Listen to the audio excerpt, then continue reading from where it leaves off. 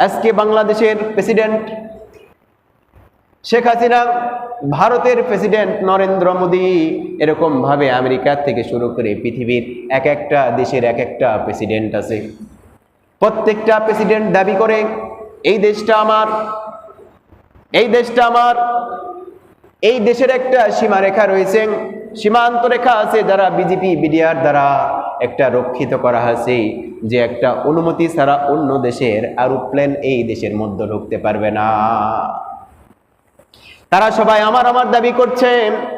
আল্লাহ তাআলা কোরআনে বলেছেন এরকম ভাবে, হাসরের ময়দানে সমস্ত আসমান এবং জমিনগুলোকে আল্লাহ তাআলা হাতের মুঠোয় নিয়ে নেবেন, হাতের মুঠোয় নিয়ে বলবেন, এই দুনিয়ার যারা আমার আমার দাবি করেছো, দুনিয়ার রাজা বাদশাহ কোথায়? তোমরা এখন দাবি কি করবা?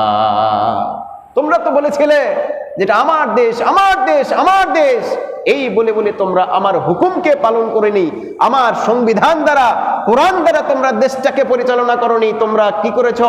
গণতন্ত্র দ্বারা দেশটাকে পরিচালিত করেছো, মানুষের তৈরি তোমরা সংবিধান দ্বারা দেশটাকে পরিচালিত করেছো। তোমরা আজ কোথায়? কে কোথায়?